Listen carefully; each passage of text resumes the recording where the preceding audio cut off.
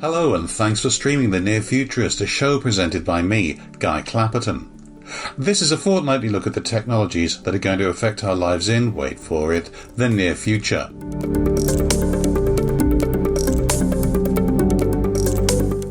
Education is vital if we're going to continue making advances, not only in coronavirus, but in all sorts of areas that seem to have been on hold since this whole wretched thing started. And one way of appealing to younger people to take up sciences is to take a slightly different approach, and I think it's fair to say my guest in this episode has done precisely that. Ballet dancer, physicist, astronaut. Not only are those several of the words I can spell, but they all apply to my guest. She graduated with magna cum laude honours in physics from Harvard and graduated with a PhD in atomic and laser physics from the University of Oxford. She also pursues a professional ballet career, previously with the Zurich Ballet, Boston Ballet, English National Ballet and Norwegian National Ballet. She was recently awarded Forbes 30 Under 30 and she was one of the 12 selected candidates to undergo rigorous astronaut selection on BBC Two's programme Astronauts, Do You Have What It Takes? They didn't even ask me, I'm quite offended by that. She urges that the arts and sciences should not be mutually exclusive, and she inspires young women around the world to pursue their dreams.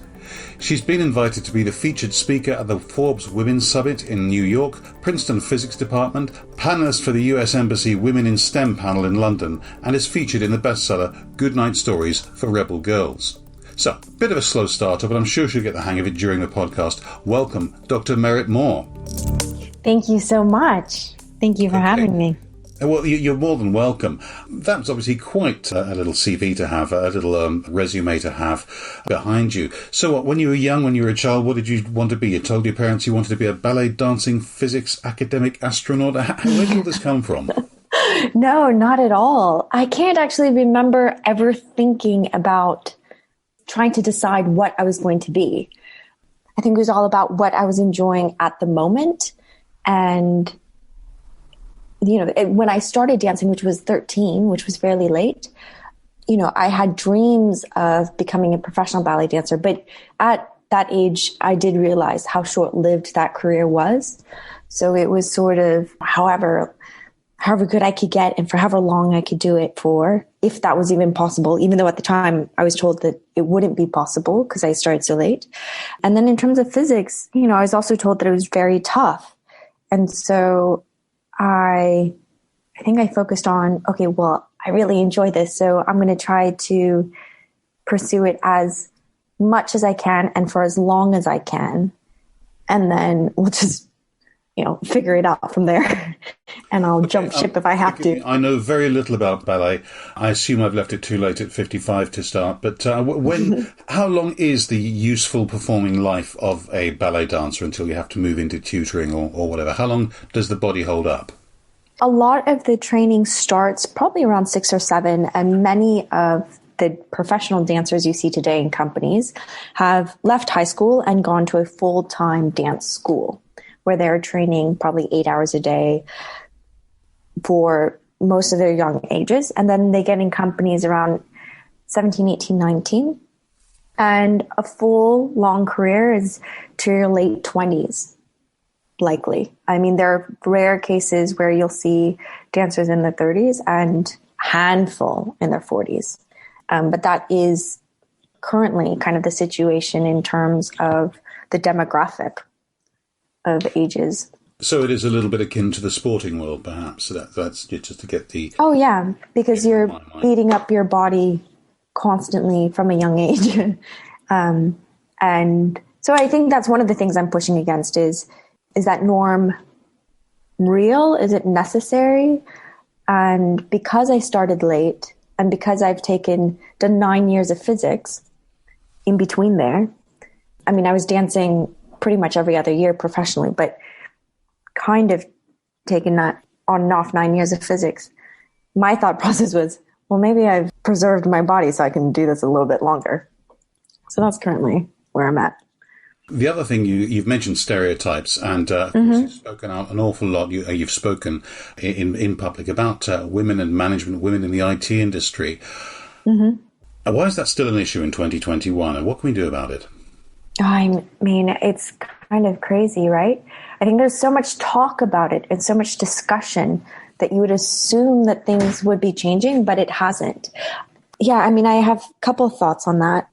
I think one is probably, the subconscious of that occurs at a very young age. Like, for instance, if I take my niece to the store and she gets super excited about this dinosaur lunchbox, and then she sees that it says like 4 boys, and you just see that look in her voice, like, of disappointment. And there I am at the store trying to persuade her, being like, girl, if you want that dinosaur lunchbox, you get that, because half those dinosaurs were females and half of them were males. So, this dinosaur lunchbox is equally just as viable for you. So I think there's obviously girls tend to give in pink things, boys blue. So, and now with society and what's on the social media and news of it's interesting how much young kids can pick up. So interesting how much we can construct. I can't remember for the life of me where I was reading it, but a while ago I found out that this pink-blue thing only arose in the early 20th century. Before then, the traditions had been the other way around. Pink was supposed to be a boy's colour, blue was a girl's colour. So it's definitely something we've constructed and put together, but with mass communications it's become... Yeah, it's very prevalent. Really reinforced. Yeah. And of course, there's also this idea, which, when you spell it out, is quite sort of pernicious, is that you are either a scientist or an artistic person. Mm-hmm. Your approach is different. How much pushback did you get on that as a younger person? A lot. I think from the dance world, and it was all from people who really cared about me and saw a ton of potential in me and wanted the best for me, right? So that was kind of the hard thing, is that it was dance mentors who were like, Merritt, if you want to be a dancer, like, focus on this. And from the physics side, I had physics mentors who were saying, Merritt, like, what are you doing dancing? Like, focus on the physics. And then there's that kind of unsaid vibe of, if someone finds out that you're pursuing another activity, say in the science world, they find out how much I'm training for dance, it's like, oh, she's kind of disloyal to physics. She doesn't really care about it.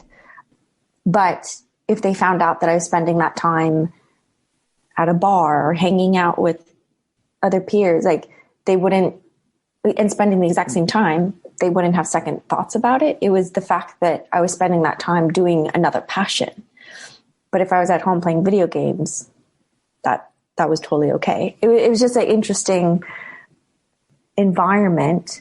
And to navigate it, I ended up just kind of hiding as much as I could. I obviously couldn't hide everything, but, the physics world didn't know that I was up at 5 a.m. training for 4 hours before I was in the lab, or that I was training late at night, but still putting in, my 10 to 15 hours of physics a day. So there is something about energy levels, though, isn't there? And also the sheer amount of attention and mental energy that you have to devote to these things. I mean, you make it sound as if it was just a matter of the time, but actually the time and energy you would spend in training to be a dancer is very different from the time and energy you might spend concentrating very hard on drinking that beer in a bar, or sitting very hard on a sofa and playing a video game. My daughter is actually studying to become an opera singer, so I have some insight into the fact that it is a huge demand. So I'm wondering whether some of these people you describe were perhaps concerned that you might not have the capacity to be both a physicist and a professional ballet dancer, because both areas are so demanding. That's a very valid point. And I do say, like, and that's why I think I wouldn't be able to do like professional dance career when I was a professional ballet dancer in a company. I had to take time off of school, because at the end of the day, I mean, I'm dead. I'm like crawling up the stairs. And so doing an email is really quite a struggle. And so it's managing that, which is really tricky. So, and I feel like I'm in this kind of situation where I want to encourage and just open people's eyes that you can do both. Like, it is possible to do science and arts. and physics and ballet. Like anything, though, to get to an exceptional level, it does take a lot of work. So I would say it's possible for everyone, but, do people want, it's up to an individual if they want to put in that much work, though.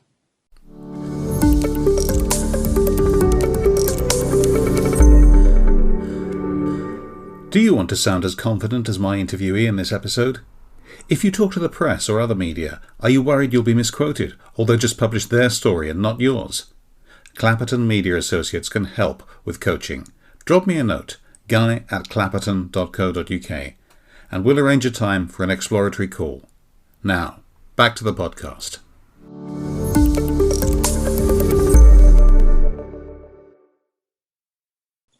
I'm just wondering how much, I'm thinking aloud here, it's not a question I've prepared. I'm wondering how much physics there is in ballet, not only in things like set design, which there's got to be some engineering in there, but you've got people throwing themselves around the stage quite a lot. That's a technical term, throwing themselves around, so I've been studying ballet just to... They sling themselves around, and you've got to be able to understand weights, forces, all that sort of thing. Is that just instinctive, or do you think there is a lot of maths, physics in there?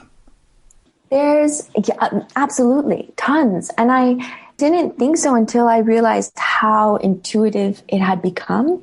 So because I started dancing late, I've had to spend a lot of time focused on visualization techniques and practicing that way, because I couldn't be in the studio all the time. And having that physics background is just so helpful, because right before a pirouette, I understand, okay, the position of my feet, like how far apart my feet are, will affect the torque of this turn, and where I place my arms, whether or not they're wide and broad, like the wider I keep my back, that affects my moment of inertia and my balance of like toppling over or not, the position of my arms, and I can visualize where the center of mass is.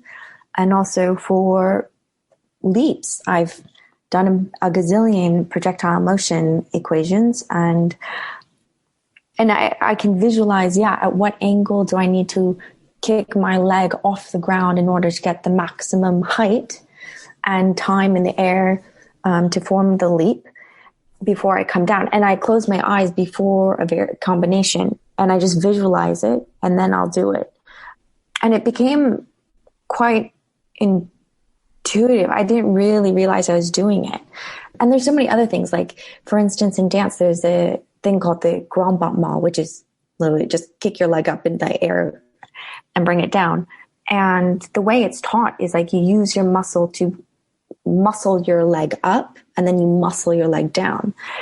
But as someone who didn't have that much time in the studio, because I was in the physics lab, I was like, okay, how are we going to figure this out so I can use as little muscle as possible? And I would use Newton's third law, like every action has an opposite and equal reaction.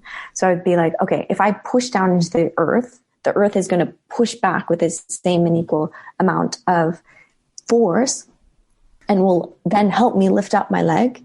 And then I'll use the restoring force to bring my leg back into position. And just little tricks like that made dance, I think, infinitely easier. Like I really genuinely don't think I would have made it as a professional ballet dancer if I didn't have that physics background, because I found visualization, for me, the way I've been able to excel in dance has been probably 85% mental. And a large part of that was visualizing and understanding the mechanics of how to get the maximum technique with as little effort as possible, but using the laws of nature to help me out. That must have been quite a help for your colleagues, whoever it was who designed the robots that you've been dancing with. A question I've never asked anybody on this podcast before is, tell me about dancing with robots. It's been a blast. I didn't know quarantine or lockdown could be so fun. I'm very grateful. So I was dancing with, I guess it began before COVID. I was dancing with Norwegian National Ballet. I was performing Swan Lake and the Bayadere. And I graduated from my PhD about a year earlier than that. And I was so grateful to be back in a dance studio because it was risky to do my PhD in the prime 20s. So it was amazing to be back in a company, but I was missing the lab and I was missing just exploring and experimenting. And so had this opportunity, met someone who was like, oh, I work with robots. And that's when I got introduced to universal robotics. And they're quite easy to work with. And so in between performances, after rehearsals, I'd go rush over and hang out with the robot and just test out moves and explore movement. I was curious how human movement mapped onto a robot and how robot movement mapped onto humans, and was curious to explore, there's research that says that 90% of communication is nonverbal and predominantly body language. And so I was curious to explore, okay, but does body language have to come from a human? Can it come from a different, like this six-jointed roddy thing, right? Like that doesn't have two arms and no legs, but can it mimic personality traits or feelings or emotions or movement such as a human's? And from there, got invited to be one of the first artists in residence at Harvard Art Lab to explore that. And that was right before COVID. So that was in January and February of 2020. And then COVID happened. And I mean, all of my dance gigs got canceled. And it was quite, devastating still for the dance world. But I just remember being like, okay, with every challenge, there's like an opportunity. And what am I going to do during this time? And I was just thinking, I was like, curious I was just working with a robot, because who knew that could be my only potential dance partner for a very long time. Yes, I suppose it also gives the opportunity to make sure that your partner is, I was going to say sterilized, that's not a good word. But, who is COVID-free. Deep cleansed, shall we say. Yes, yes. And I'm just wondering whether this is going to have an impact on entertainment in the future, whether you could see robotic entertainers being, a major part. I mean, when I was growing up, it was all about people pretending to be robots. And that tells you a lot about the programs I was watching, the films I was watching. But I'm wondering whether AI is going to be with us permanently as part of the entertainment area. Yeah, I definitely think so. I think that human and machine interaction is going to be a huge part of the future. And I think that there's a lot of fear around it now, just because it's an unknown. It's a figuring out what does that look like. But like anything, I don't think that human machine interaction is going to replace. I think that there's a fear around it replacing human interaction or anything that we have now. But I don't think it's going to replace. It's just going to be a different tool for us to explore and to use to express ourselves. Like, I think if we look back at painters, they became so worried and just devastated when the camera first came out. Photography, they're like, oh my God, our jobs are over. Like, no one's going to appreciate this. Like, why? We're not going to exist. But I think it was just, I think both coexisted quite well. It was just a tool. Photography became a tool, a different lens, a different way that people could express themselves.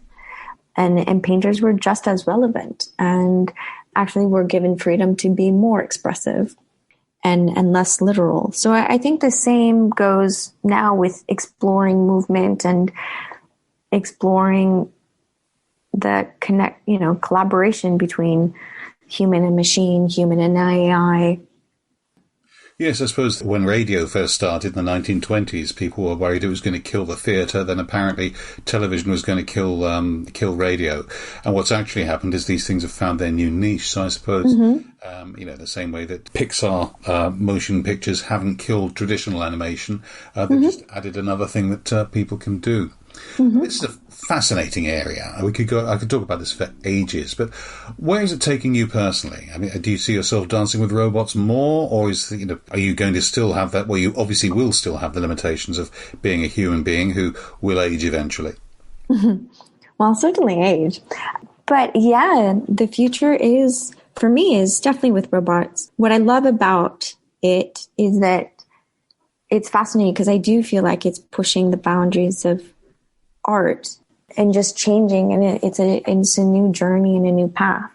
But also likewise, I find that the art is equally being just as beneficial to the science and the research. So what I love is working with roboticists who are at Harvard or in India or all over the world and discussing what's the future of the robotics and how, in questioning and poking them to be like, hey, you guys, can we make it do this? Or like, how do we explore that?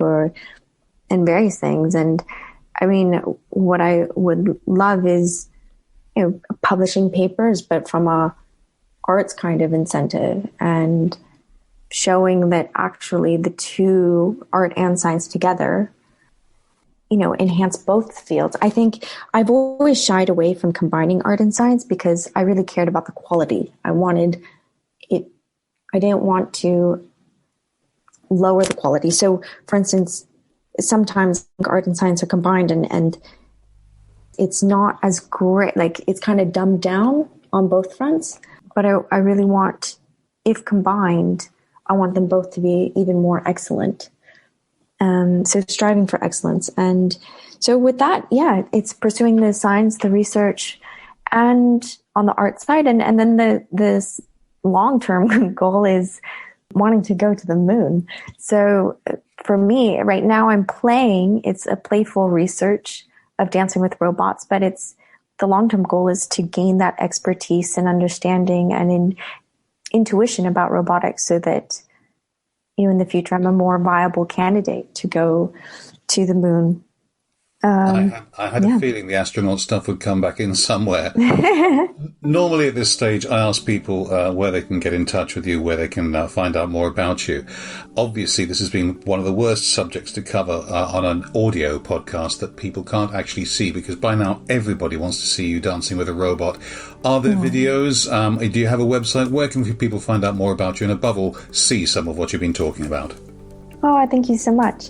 I post the videos on LinkedIn. I'm at Merritt Moore, Merritt, Moore. And on social media, so on Twitter and Instagram, more on Instagram, I'm Physics on Point with an E at the end. And my website is physicsonpoint.com.